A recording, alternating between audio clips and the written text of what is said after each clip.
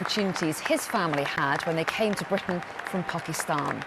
Well, let's get some reaction to his appointment. I'm joined now by Sundar Katwala, who's director of the Identity and Integration think tank British Future. Very good afternoon to you. Thanks so much for talking to us this afternoon. Sadiq Khan being sworn in there this afternoon in Southwark Cathedral as we speak, and much already being made of the fact that he's the first Muslim leader of a large European capital. How significant do you think that is?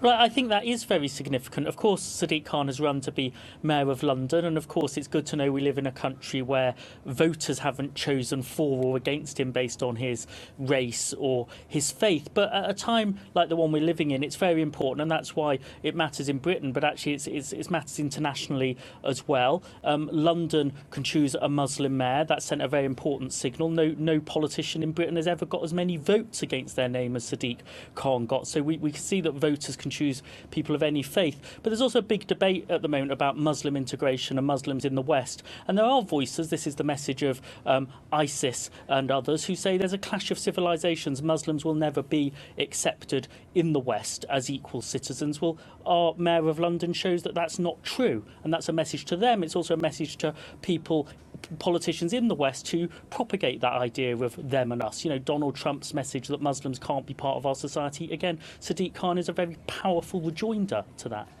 Some people might say that the religion of a candidate shouldn't have to be an issue at all.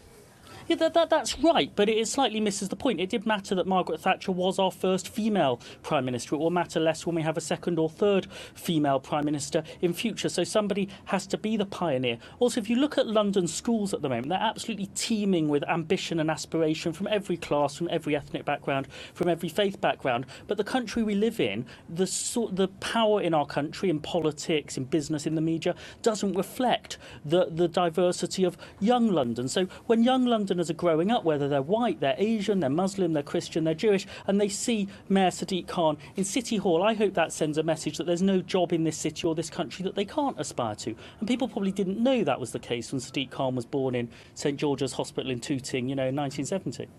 There's been a lot of criticism of Zach Goldsmith's campaign, including from some Tories as well, about the way in which it tried to suggest that Sadiq Khan had some links with extremism. What did you make of that tactic? Well, I think the Conservative campaign didn't work, and so nobody's in favour of it now. And there were important lessons for the Conservatives to learn. It's important to split these issues up a bit. It's right to challenge candidates if there are questions to answer, whoever that candidate is, but there's also a way to do that and a way not to do that. And the Conservatives, were calling Sadiq Khan a dangerous radical and saying that was nothing to do with extremism, that was about Jeremy Corbyn, but they were using that language. They also crossed the line, I think, and most people will acknowledge this, when they used in a newspaper article the image of the 7-7 bus being blown up, saying that, the candidate would be the friends of terrorists. That's crossed a line between your democratic political opponent who you're going to disagree with and seek votes, and saying he's the friend of the enemies of our society. That isn't true of Sadiq Khan. He's been a strong opponent of Islamist extremism for a long time. I heard him 10 years ago making a speech comparing his career to the BNP. So it crossed the line. There wasn't the credibility for it. But I think it's very important that Conservatives now move on from that, and actually the government moves on, because the Mayor and the Prime Minister have to work together on issues of extremism and integration that go well beyond party politics. It's going to be important that members of the government work with the new